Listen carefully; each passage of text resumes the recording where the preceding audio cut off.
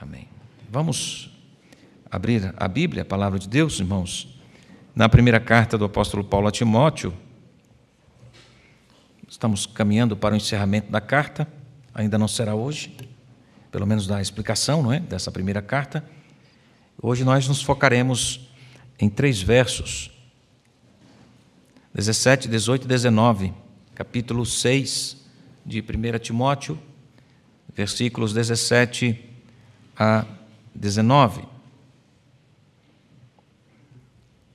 Exorte os ricos deste mundo a que não sejam orgulhosos, nem depositem a sua esperança na instabilidade da riqueza, mas em Deus, que tudo nos proporciona ricamente para o nosso prazer. Que eles façam o bem, sejam ricos em boas obras, generosos em dar e prontos a repartir, ajuntando para si mesmos um tesouro que é sólido fundamento para o futuro, a fim de tomarem posse da verdadeira vida. Até aqui, Deus nos abençoe na leitura da sua palavra. Um site português, intitulado Economias, trouxe uma matéria muito curiosa, um artigo intitulado O Lado Escuro da Riqueza, 13 desvantagens de ser rico. A gente poderia ouvir o contrário, não é? Mas muito interessante, pincela algumas desvantagens apenas que eles apresentam nesse site economias.pt de Portugal. Insegurança. Quanto mais se tem, quem completa? Mais se pode perder. Então, o site apresenta isto como uma desvantagem. As pessoas vivem inseguras com medo de perder. E quanto mais se tem, mais se pode perder.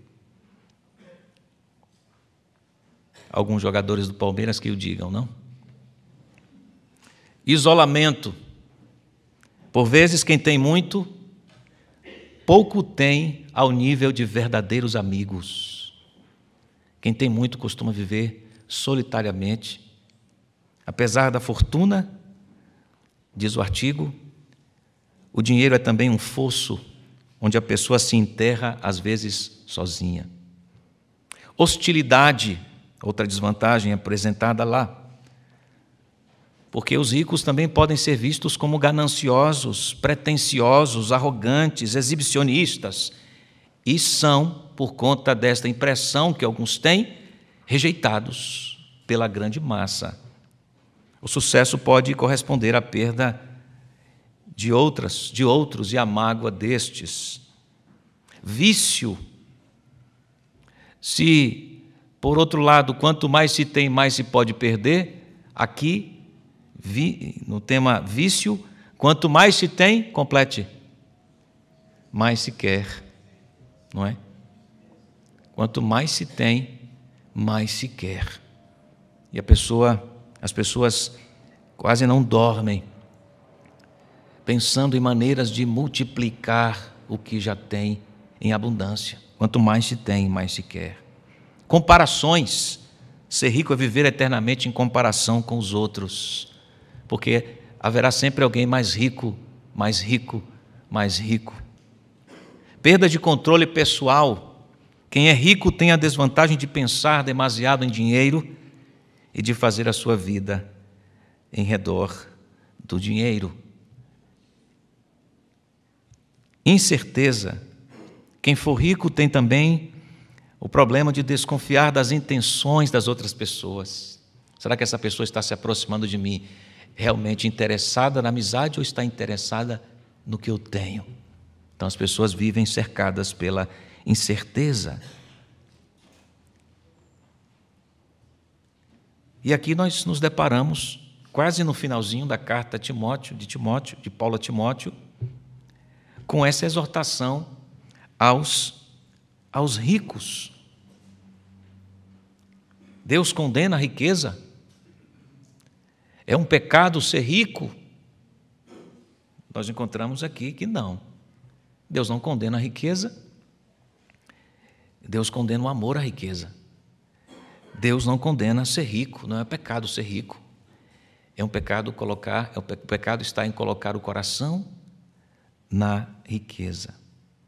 E vamos retomar isto aqui, que é muito importante à luz do contexto, porque a verdadeira riqueza deve ser alvo buscado tanto por ricos, materialmente falando, quanto pobres, materialmente falando.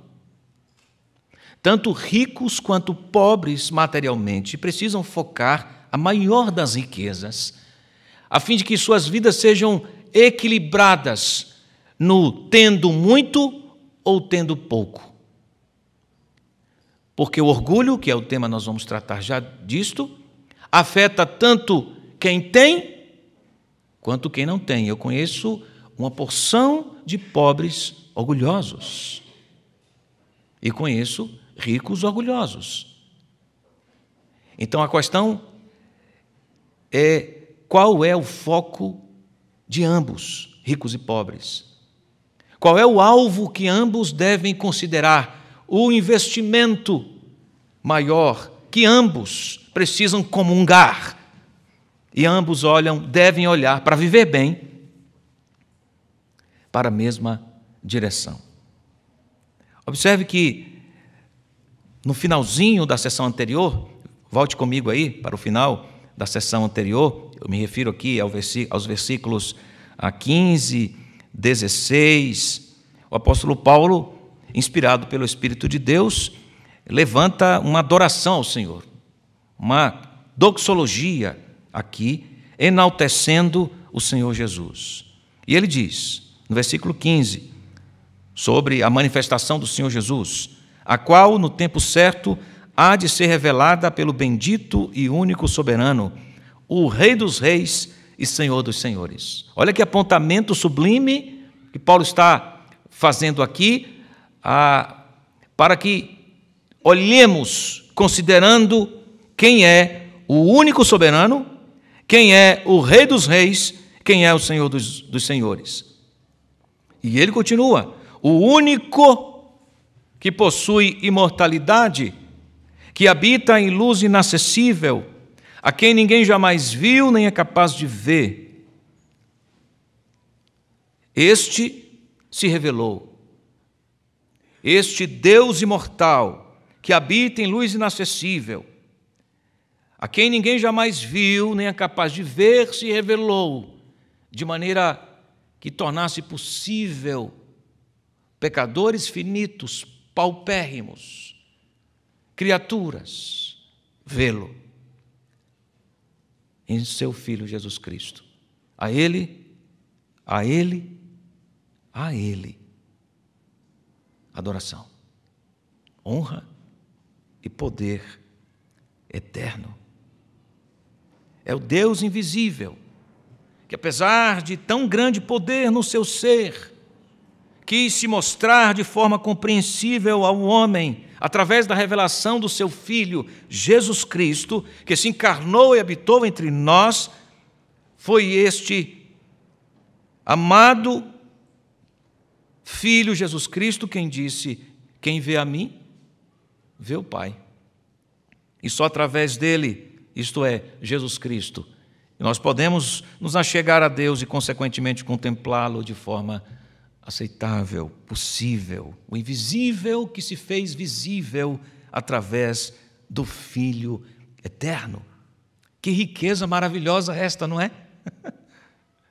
Que riqueza sublime é esta, irmãos?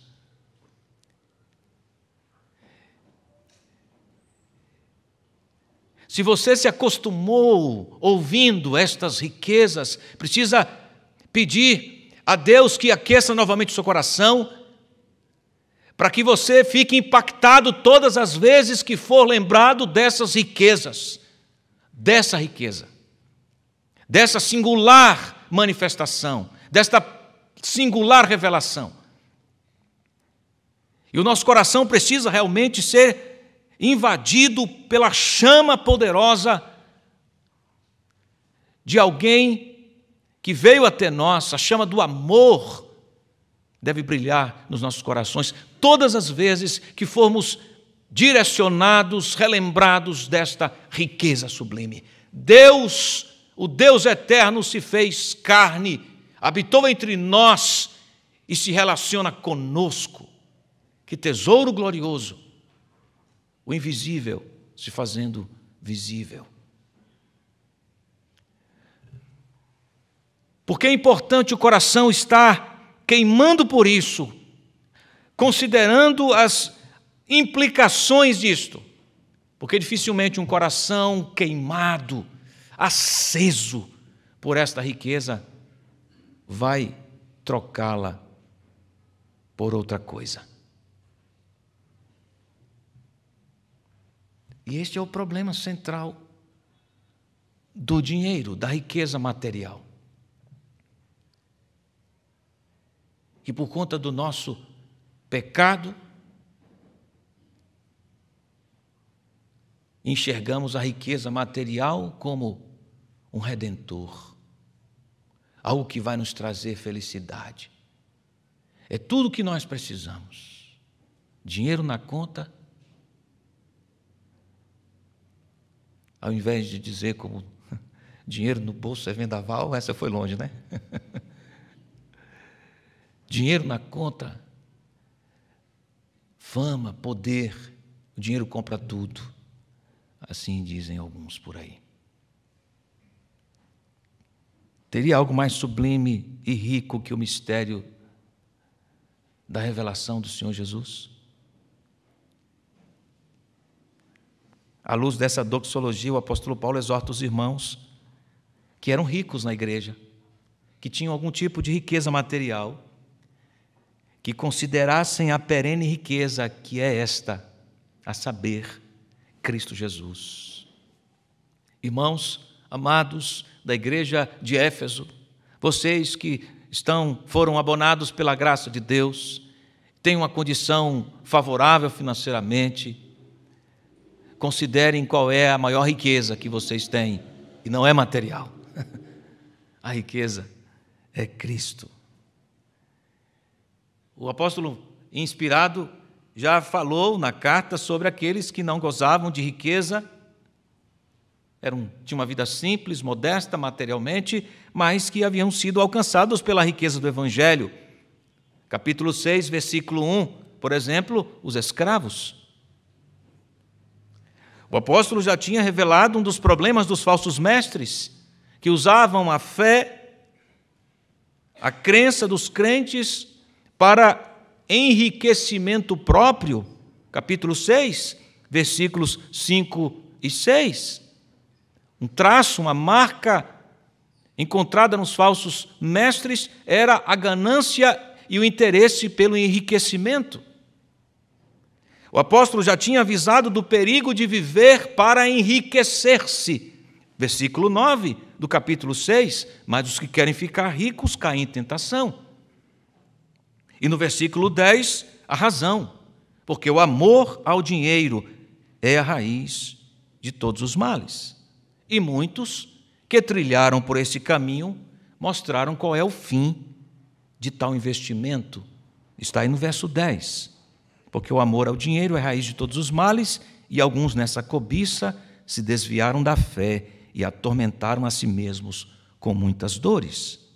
Mas com tantos problemas relacionados à riqueza material, como os irmãos da igreja que tinham posse, a igreja de Éfeso, pastoreada por Timóteo, e eram ricos, como eles deveriam ser ensinados? Será que a graça viera só para os pobres e escravos? E ao falar tanto sobre o perigo da riqueza, será que os irmãos não ficaram um pouco tensos, desorientados? E agora, o que farei? Mas o apóstolo Paulo tem instrução para eles, inspirado pelo Espírito de Deus, que conhece a sua igreja. O Senhor sabe como tratar os seus. Os ricos não poderiam ser rejeitados pelos pobres e por ninguém. Eles teriam que fazer das suas riquezas instrumentos para o propósito designado por Deus, que revelaria onde o coração deles estaria ou estava. Eles não precisavam fazer voto de pobreza. A partir de hoje eu vou dar tudo o que eu tenho e andar por aí perambulando como um indigente. Então é possível ser rico e ser fiel a Deus, crente? Ou que Deus nos dê aqui 50 milionários na igreja. Nós não temos. Temos milionários da graça de Deus, não é? Diga amém. Misericórdia, deixa eu até tomar água aqui. Que Deus nos dê muitos ricos. Você que está em casa, e Deus tem sido bondoso com você, lhe acrescentando materialmente mais do que você precisa, tem sobrado, inclusive.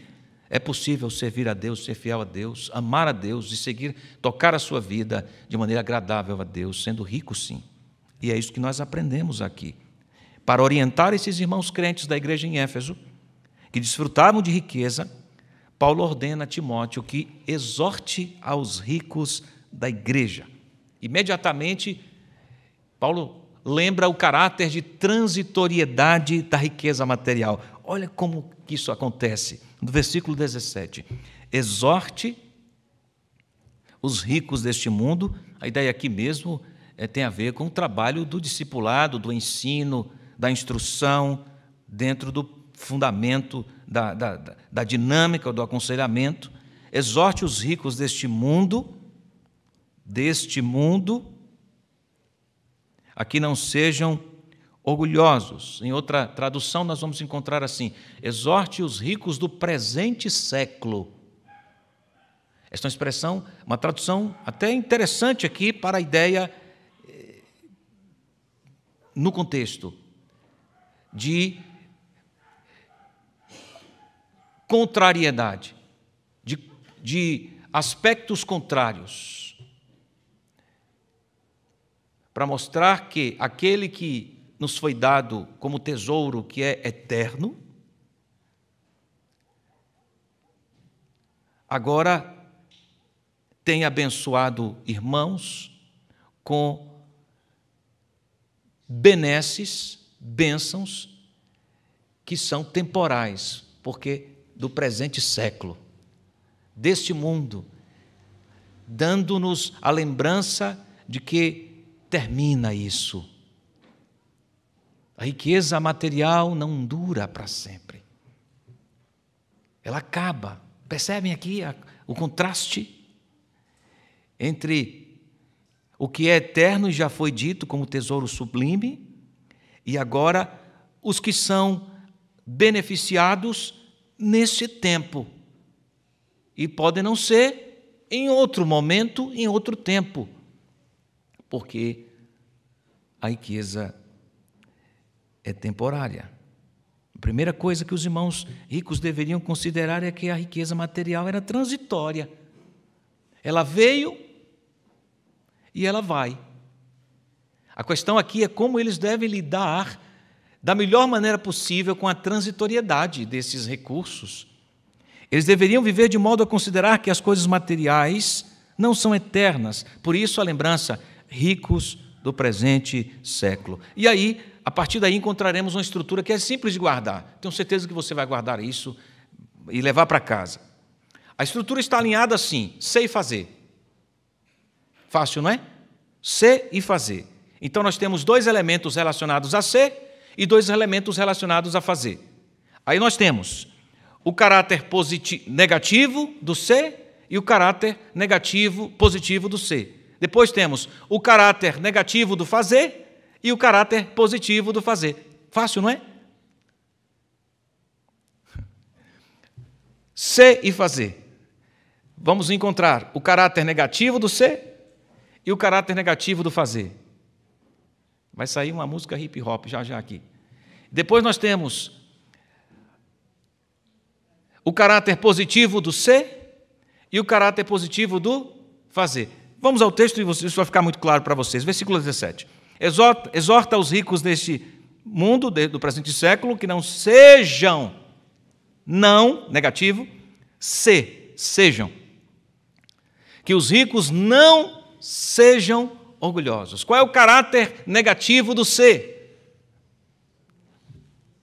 Não ser orgulhoso. Que não sejam orgulhosos. A palavra para orgulhosos, para orgulho, é uma palavrinha grega formada por duas palavras gregas. A palavra hiper, que significa, ou hiper, que significa acima, além, e ephanos, que significa visível ou manifesto, hiperefania. Aquilo, em outras palavras, é o que se coloca acima para ser visto. Essa é a ideia de orgulho no grego. Acima para ser visto, qual é a palavra portuguesa para isso, que a gente costuma usar, não com muita frequência? Na hora que você vai falar nariz empinado, eu vou falar de altivez. O que é alguém altivo? É alguém que se coloca acima dos outros, não é? A ideia de orgulho aqui.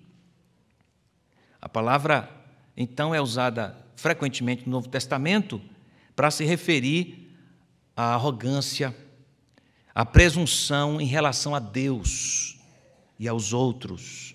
A palavra também pode ser traduzida como soberba. A gente encontra vários textos com essa tradução. O orgulho estava apontado primeiro para o ser, antes que o fazer. Por quê? Por quê? Porque o orgulho está enraizado na essência do pecado. O pecado é essencialmente orgulhoso. Não foi esta a raiz da rebeldia de Satanás? Orgulho? Soberba? Não foi esta a mesma arma que ele usou para seduzir os nossos primeiros pais no jardim do Éden, propondo suposta autonomia e independência diante de Deus? Uma frase precisa do escritor Os Guinness sobre orgulho, no livro Os 7 Pecados Capitais. Ele diz assim: do ponto de vista bíblico, o orgulho é a violação e a desordem fundamental do amor. Do ponto de vista bíblico, o orgulho é a violação e a desordem fundamental do amor, pois põe o amor próprio à frente do amor a Deus. Ele quebra o primeiro grande mandamento: ame o Senhor, o seu Deus, de todo o seu coração, de toda a sua alma e de todo o seu entendimento. E, inevitavelmente, quebra o segundo grande mandamento: ame o seu próximo como a si mesmo. Então, nas palavras de Os Guinness, o orgulho é a deformação, é o desvio do amor, que deveria ser centrado em Deus e passa a ser centrado no eu. Rogo, exorte aos ricos deste tempo, desse mundo, desse século, que não sejam orgulhosos. Escute o que diz Provérbios capítulo 16, 18. O orgulho, eu descobri que o orgulho é um prelúdio nesse texto de Provérbios 16, 18. Porque diz assim: quando vem chuva forte, temporal, qual é o sinal que você percebe que vem chuva forte? Vem relâmpagos, não é? Ventos fortes, trovões, e começa a relampaguear, não é? É. Sinais vêm. E há um sinal preparatório que antecede, que prepara o caminho. Olha o que diz o texto da destruição. O sinal, o prelúdio da destruição. Sabe qual é? 16, 18. O orgulho vem antes da destruição. O espírito altivo antes da queda. Em Tiago também temos a lembrança, Tiago 4, 6. Por isso diz a Escritura: Deus se opõe aos orgulhosos, mas concede graça aos humildes. Podemos afirmar, portanto, que nas Escrituras o orgulho está relacionado com desobediência e falta de desenvolvimento na fé. Pensando nos irmãos ricos da igreja de Éfeso, eles deveriam ter cuidado para que esse aspecto essencial da natureza pecaminosa não os dominasse. Especialmente por terem alguns privilégios materiais, não deveriam usar a sua posição para fazer reivindicações de direitos para si mesmos. Eles não deveriam rejeitar os outros, não deveriam desejar sobressair sobre os outros, como é próprio do orgulho, ou ser do tipo que exige que as coisas funcionem do seu modo. Não sejam orgulhosos. Não sejam orgulhosos. Mas esse é um problema, como disse anteriormente, uma vez que o orgulho tem a ver com a essência do pecado, que não abate somente abastados materialmente. Também visita pecadores paupérrimos, pobres. Eu conheci um senhor na igreja onde nasci, fui ensinado, doutrinado. Ele morava só, certa idade já, bastante idade. Ele morava sozinho.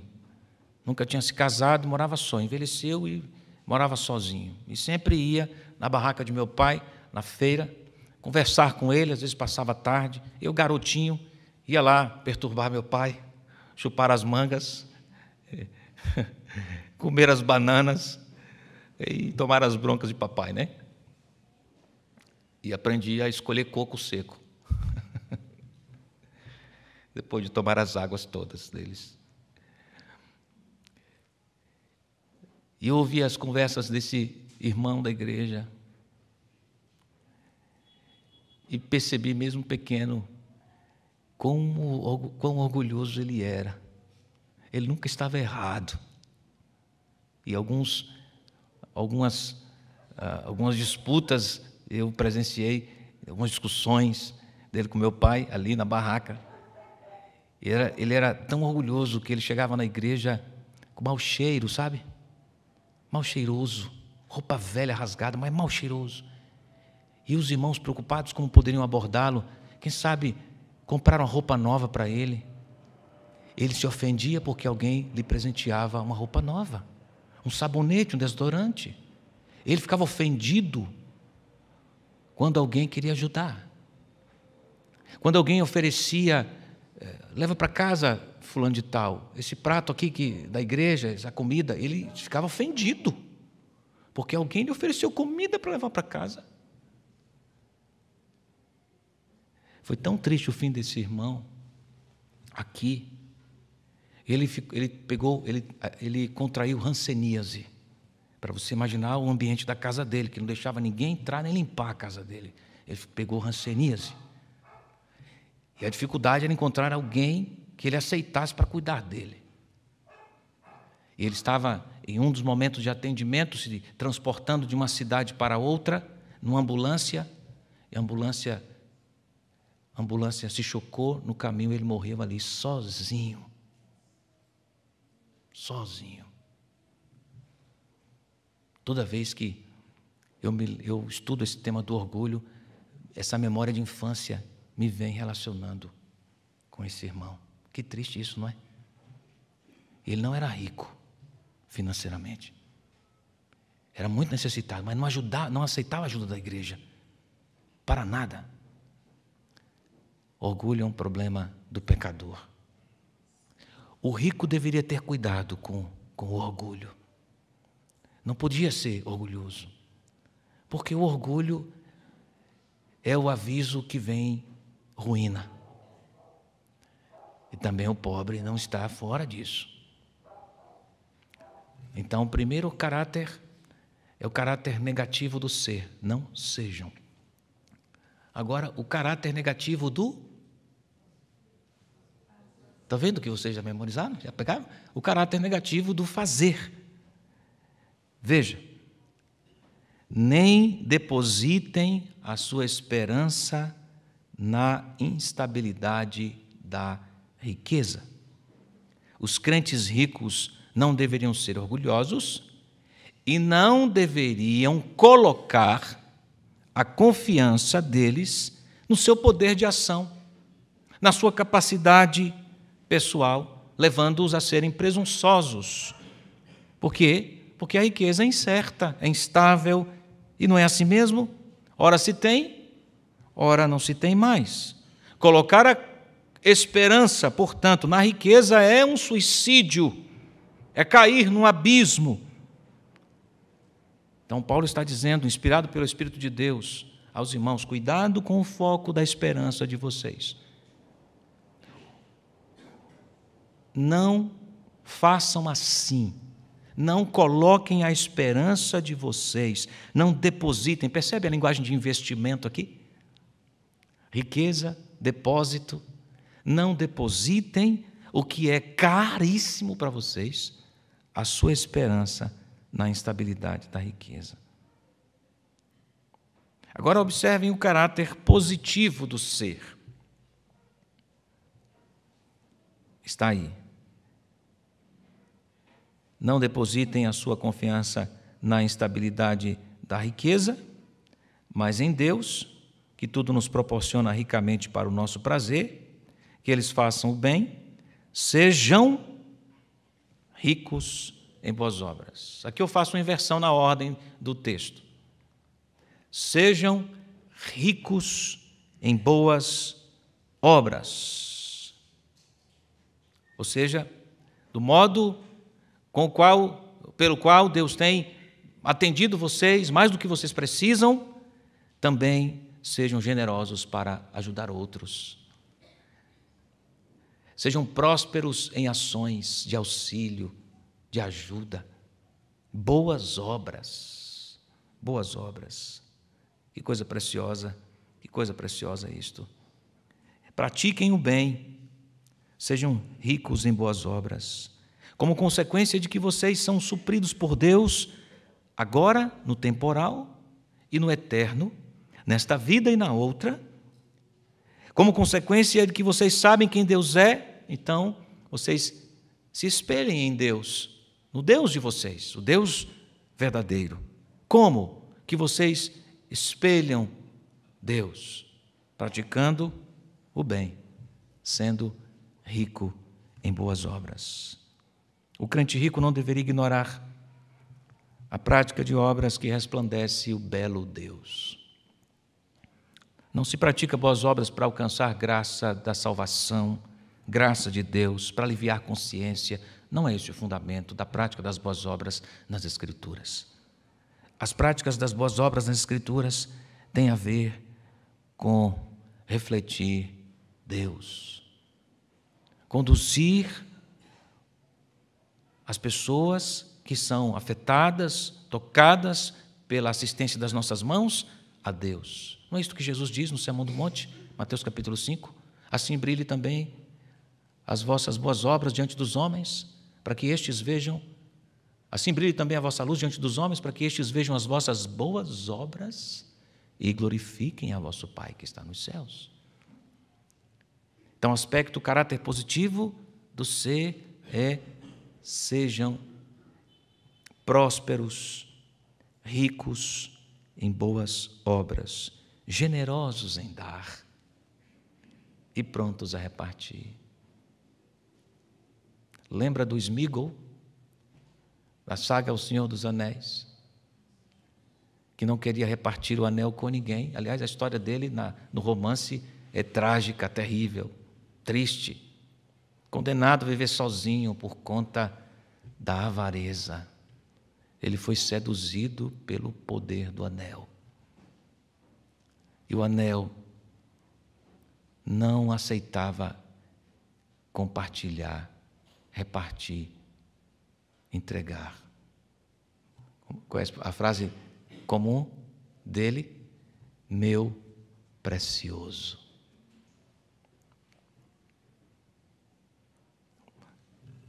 assim nós somos também advertidos nessa noite, sendo ricos ou não financeiramente, que devemos ser ricos em boas obras, generosos em dar.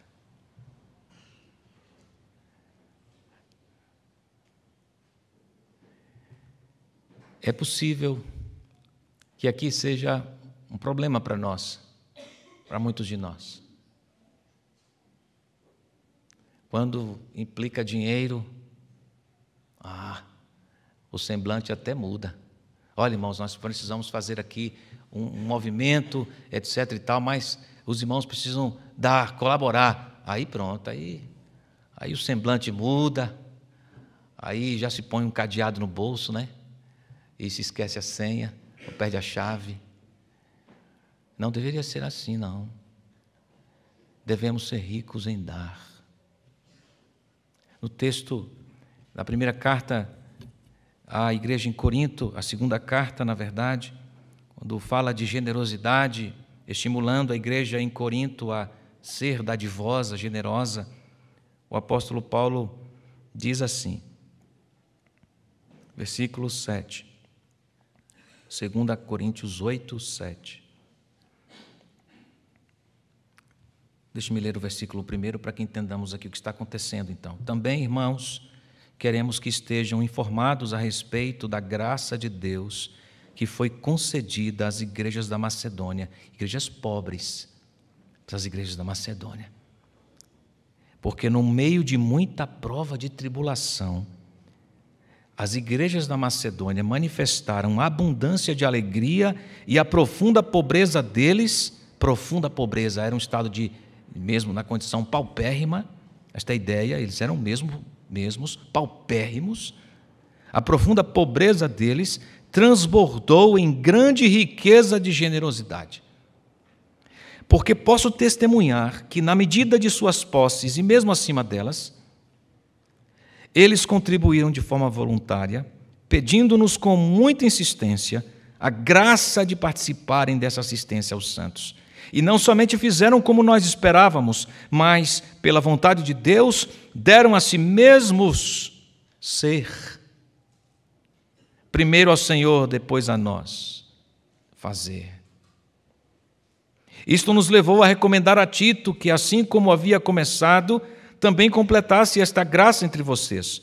Mas como em tudo vocês manifestam abundância na fé, na palavra, no saber, em toda dedicação e em nosso amor por vocês, esperamos que também nesta graça vocês manifestem abundância. Qual graça? Da generosidade material. Não digo isto na forma de mandamento, mas para provar se o amor de vocês é sincero. Olha a relação que Paulo está fazendo aqui entre ser generoso e ser tomado pelo amor, comparando-o com a dedicação de outros, pois vocês conhecem a graça de nosso Senhor Jesus Cristo, que sendo rico, se fez pobre, por amor de vocês, para que por meio da pobreza dele, vocês se tornassem ricos. Porque ricos e pobres devem ser generosos, porque eles imitam o seu Redentor, que sendo pobre, e sendo rico, se fez pobre, para que estes agraciados se tornassem ricos. Ah, que coisa bela, irmãos! Esse é o caráter positivo do ser diante da riqueza. Nós não somos orgulhosos, não podemos ser orgulhosos. Devemos ser generosos. E aí o caráter positivo do fazer, que foi a inversão que eu fiz aqui. Voltando então para o versículo 17. Exorte os ricos deste mundo a que não sejam orgulhosos, nem depositem a sua esperança na instabilidade da riqueza, mas depositem a sua esperança em Deus. O que eles deveriam fazer? O caráter positivo aqui deveriam depositar a esperança em Deus.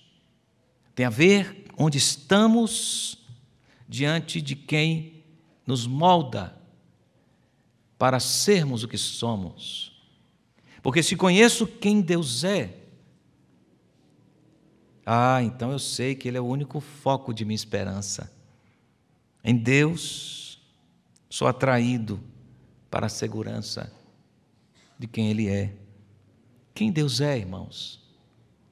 Deus é fiel, Deus é amoroso, Deus é bondoso, Deus é generoso, Deus é santo, justo, paciente, tantos atributos, infinitos atributos, sem fim.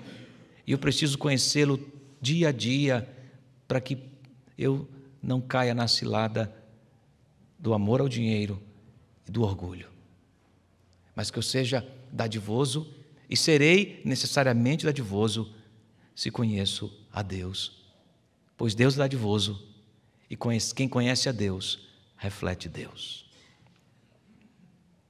O que Deus faz? Até agora vimos o que nós devemos fazer, não é? Mas agora observamos o que Deus faz. Mas em Deus que tudo nos proporciona ricamente para o nosso deleite, nosso desfrutar, o nosso prazer. Deus tudo nos dá ricamente, a ideia de abundância. Se a riqueza desse mundo é transitória, a riqueza que Deus dá é eterna.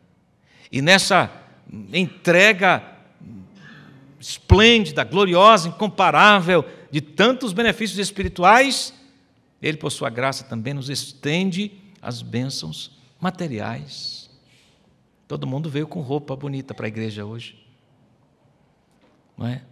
Se perfumou, está cheiroso, vai ganhar um cheiro do cangote daqui a pouco do pastor.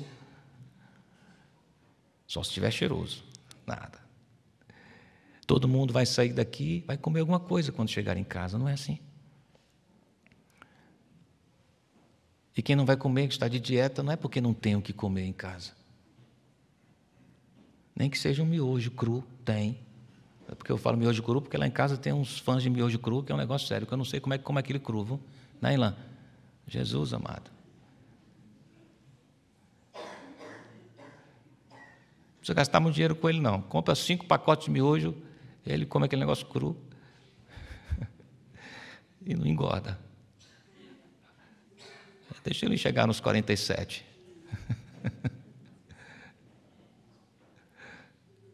Os 47 a gente engorda até com vento, né, Parmenas? É.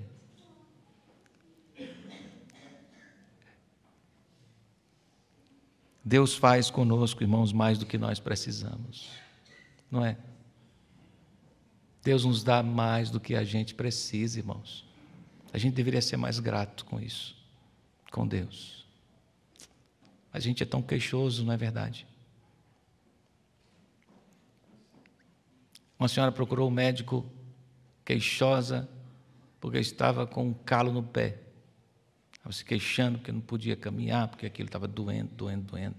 Aí chegou lá no médico, no consultório médico, e ali no hall de espera tinha uma senhora sem pé, com o pé amputado. Quando ela olhou, aí a ficha caiu, né? Ela estava reclamando porque tinha um calo no pé, e a senhora sem o pé. Coloque-se no lugar de quem não tem. Deus, pela sua misericórdia e graça, tem nos dado ricamente, não tem? Tem. Você não precisa querer a riqueza de Bill Gates. Você tem tudo o que você precisa. Você tem Cristo. Você tem investimento para a eternidade. Traça não corrói, ladrão não rouba.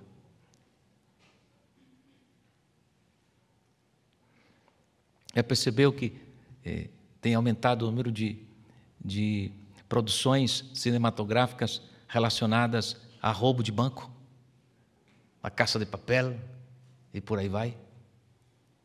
O assalto, como é que chama? O assalto ao Banco Central. É isso, não é? Um filme brasileiro. Isso tudo, claro, tem uma mensagem por detrás disso. no mínimo para nos lembrar que aquilo que parece seguro, na verdade não é. Mas Deus, sim, é a segurança nossa.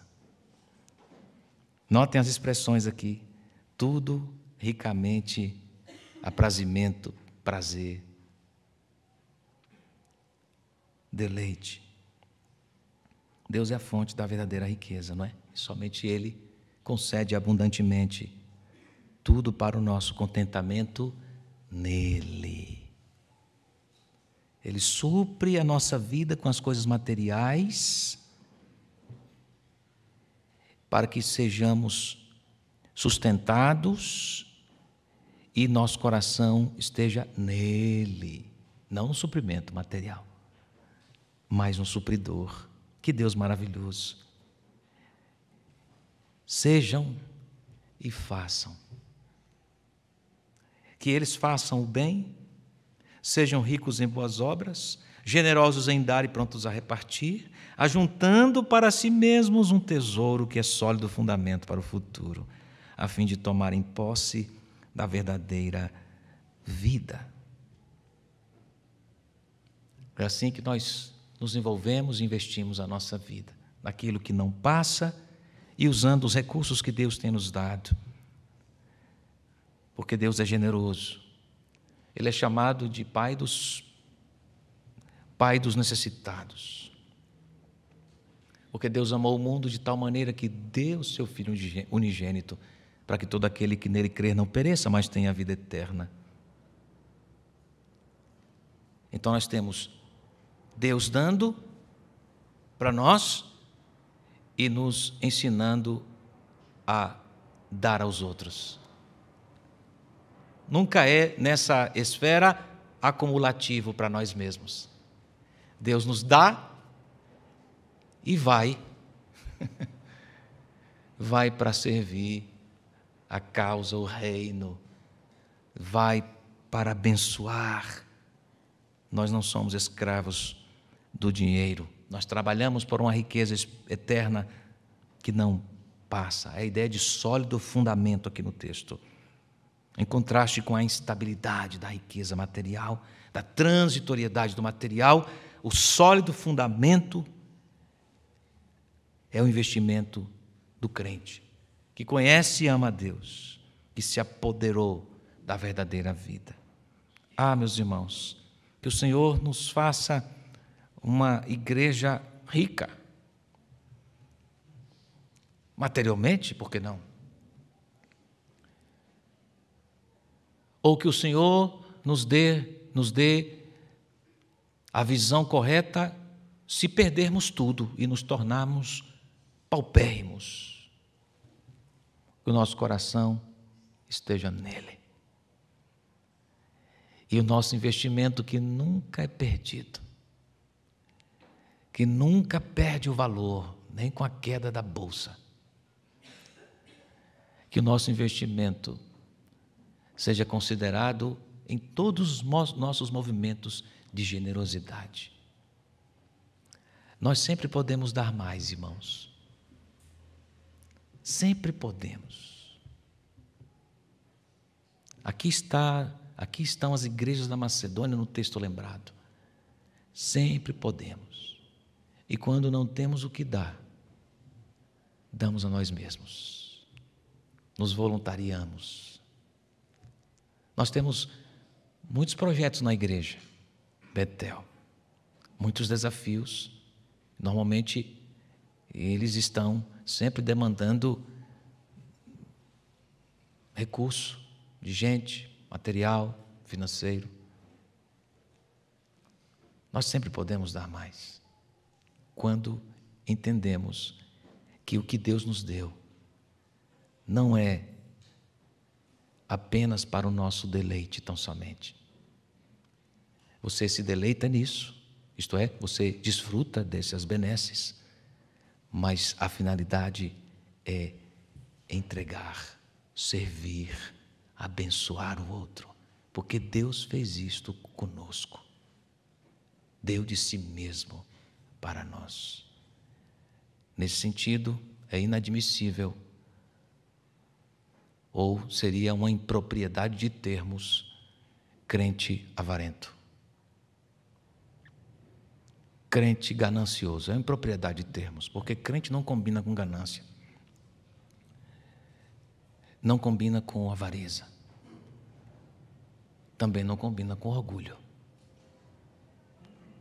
Que o Senhor nos assista com a sua graça, fazendo-nos aplicar essas lições em casa, na nossa administração doméstica, na igreja, no trabalho. Que a generosidade seja uma marca da nossa vida. Seja você rico materialmente ou não, não importa. Sempre, todos nós, ricos e pobres, devemos ser generosos. Que Deus nos abençoe em nome de Jesus. Temos diante de nós, para celebrar um banquete, que é a expressão da riqueza que nos foi concedida. Aqui está uma expressão profundamente tocante, de entrega, de generosidade. Cristo, sendo rico, se fez pobre, para que nós, paupérrimos, nos tornássemos ricos. Como é que Ele fez isto? Morrendo em nosso lugar na cruz do Calvário e transferindo para nós sua pureza, justiça, seu amor, para que nós pudéssemos nos apresentar diante de Deus aceitáveis, porque temos a marca do Filho, da riqueza eterna, que, segundo Colossenses, residem nele toda a sabedoria, entendimento, poder, os mistérios da sabedoria nele residem. Deus nos entregou isto, seu Filho amado. Então vamos celebrar, comer juntos esse banquete que o rico Deus preparou para nós, entregando seu Filho Jesus em nosso lugar. E esse é um ato que fazemos juntos, coletivamente, anunciando a esperança da nossa alma e onde temos investido nosso anelo, paixão e amor. No dia em que nós, todos reunidos de todos os lugares, tribos, povos, nações, ricos e pobres, estaremos diante do trono do Rei Eterno, na presença do Cordeiro de Deus. Todos ricos, da luz do Senhor Jesus, para a adoração eterna na sua presença. Nós estamos pré-anunciando esse dia aqui, enquanto comemos e bebemos o banquete na sala do trono. Escute, eu fui convidado para esse banquete. Você foi? Se você foi convidado para esse banquete, pode participar conosco nesta hora. Vamos comer e beber juntos agora. Quero convidar os meus irmãos presbíteros para que nos ajudem aqui à frente no serviço da igreja, a igreja do Senhor.